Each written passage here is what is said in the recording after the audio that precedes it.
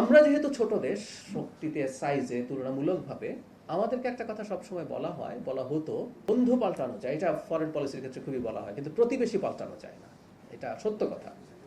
কিন্তু এই কথাটা আসলে ইন্ডিয়ার ক্ষেত্রেও সত্য, তাই না? তারা চাইলেও আমাদেরকে পাল্টাতে পারছেন না, আমরা তার প্রতিবেশী হিসেবে থেকেই যাচ্ছি। আমার তো একটা ডেলিগেটকে লিড করছে, আমার সাথে আরও মানুষজন ছিলেন, তারা তাদের ইমিগ্রেশন পার করে চলে গেলেন। আমার ইমিগ্রেশন যখন শুরু হলো, আমি মুহূর্তেই বুঝতে পারলাম তারা দেরি করছেন, তাদের সময় লাগছে। তারা তারপরে নানান জনের সাথে কথাবার্তা বলছেন।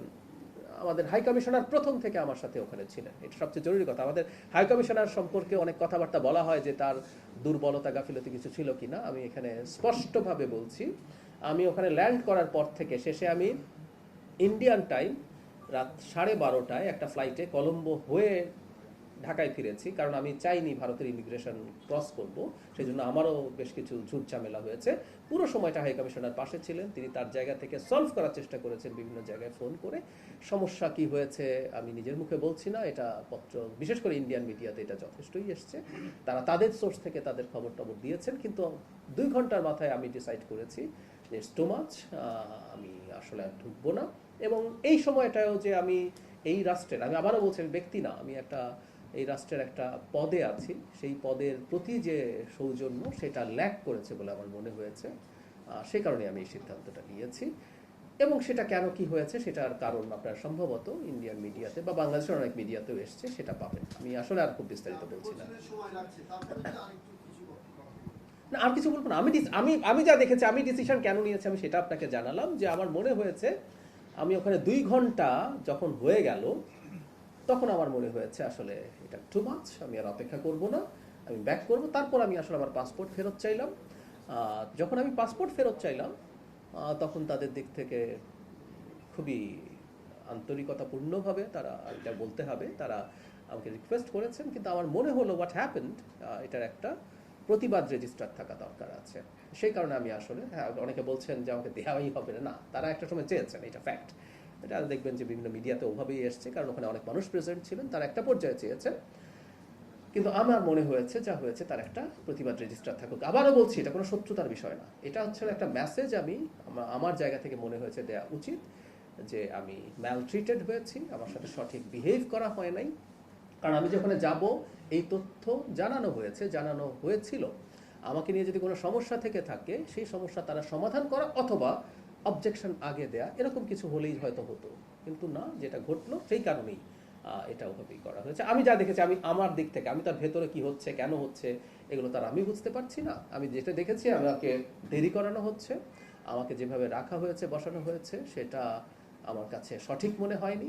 এবং আমাদের হাই কমিশনারকে আমি দেখেছি, তিনি বিভিন্ন পর্যায়ে যথেষ্ট চেষ্টা করছেন। এমন না যে 2 ঘন্টা আমি এমনি বসে আছি, তারা চেষ্টা করছেন। আমাদের হাই কমিশনারও যখন চেষ্টা করছেন এবং এটা যখন সলভ হচ্ছিল না দেখলাম, তখন আমার মনে হলো ইটস বেটার টু রিটার্ন। আচ্ছা, হাই কমিশনার আমাকে ব্রোডিং ব্রিজের মানে গোড়া থেকেই নিয়ে আসছেন, বুথে ছিলেন, উনি ওনার পরিচয় দিয়েছেন, আমার পরিচয় দিয়েছেন। তারা প্রথম থেকে জানেন, মানে ওখানে যারা অফিসিয়ালস ছিলেন, আমি কে। হাই কমিশনার বলেছি, মানে প্রয়োজন ছিল না, কিন্তু উনি আমাকে কলম্বোর যে প্লেন সেটা তুলে দিয়ে বাড়িতে গেছেন। ওখানে আরেকজন অফিসিয়াল ছিলেন, হাই কমিশনারকে আমি বলছি যে আপনি চলে যান, উনি আমাকে তুলে দিলেই হবে। কিন্তু না, উনি করেছেন। শুধু সেটা না, আমি যখন শ্রীলঙ্কায় 3.5 ঘন্টা ছিলাম, আমি বারণ করেছি, কিন্তু আমাদের শ্রীলঙ্কার হাই কমিশনার যিনি আছেন, তিনিও এয়ারপোর্টে প্রেজেন্ট ছিলেন। সো আমি আমাদের অফিসিয়ালদের আন্তরিকতা, বিশেষ করে দিল্লিতে হাই কমিশনার বুথে শুধু না, উনি প্রতিটা মুহূর্তে, এমনকি আমি কিভাবে দেশে ফিরবো, কারণ আমি চাইনি ইমিগ্রেশনের সিলটা নিতে, যে আমি ওখানে প্রবেশ করি নাই, এটার একটা সাইন থাকা দরকার। এই কারণে আমার কিন্তু ফেরাটা জটিল হয়েছে, না হলে এটা সহজ হতে পারতো। কিন্তু আমি ডিসাইড করেছি যে আমি এই সিলটা এবার নেব না। মানে আমি নেওয়া মানেই তো হচ্ছে আমি ইমিগ্রেশন ক্রস করেছি, এন্টার্ড ইন্ডিয়া, এবং ডিসাইড করেছি। তো ওই কারণে যাবত ব্যবস্থাপনা প্রয়োজন, সেটা শেষ পর্যন্ত ইনফ্যাক্ট হাই কমিশনারই করেছেন। আর আমাকে খুব বেশি জিজ্ঞাসাবাদ করা হয়নি আসলে। ডিল করছিলেন হাই কমিশনার, আমাকে একটা জায়গায় বসতে দেওয়া হয়েছে, যে বসতে দেওয়াটাও আমি মনে করি এই রাষ্ট্রের একজন প্রতিনিধি হিসেবে was not suitable for me. আমি বসেছিলাম মূলত, খুব বেশি কিছু জানানোও হচ্ছিল না। ইনফ্যাক্ট খুব বেশি যে মানে প্রচুর জিজ্ঞাসাবাদ করা হচ্ছে ব্যাপারগুলো, এরকম কিছু ছিল না। এবং নানান কথাবার্তা কোনো একটা রুমে নিয়ে আটকে রাখা হয়েছে না, একদম একদম ভুল কথা এগুলো। জি, নিশ্চয়ই যাব। আমি এই কথাটা খুব স্পষ্ট করে দিচ্ছি, আমি যদি প্রপার ইনভিটেশন পাই, আমি নিশ্চয়ই যাব। আমি ভারতের সাথে এনগেজ করতে চাই লজিক্যালি অ্যান্ড র্যাশনালি। কথাটা খুব ইম্পর্টেন্ট। ভারতের সাথে এনগেজ করার কথা বললে কারো কারো কাছে মনে হয় যে আমি দেশ বিকিয়ে দিতে যাচ্ছি। বাংলাদেশ বিকিয়ে দিয়ে ভারতের সাথে সম্পর্ক এই সরকার কখনো করে, এটা সবার আগে বাংলাদেশ বলছি আমরা। সো ভারতের সাথে আমরা এনগেজ করতে চাই আমাদের সমমর্যাদার ভিত্তিতে। আমরা ব্যবসা বাণিজ্য সহ আরো অনেক কিছুতে আমাদের উন্নতি করার সুযোগ আছে। আমরা যে জায়গায় ছিলাম সেখান থেকে তো আমরা নেমেও এসেছি। ইন্টারিমের সময় সম্পর্কটা যথেষ্ট খারাপ পর্যায়ে গেছে, সেগুলো সরিয়ে রেখে আমরা এনগেজ করতে চাই, ব্যবসা বাণিজ্য করতে চাই। আমাদের এক্সচেঞ্জ নানান ফর্মে হতে পারে। শুধু সেটা না, আপনারা জানেন গঙ্গা পানি চুক্তির মেয়াদ শেষ হচ্ছে এই বছরের ডিসেম্বরে।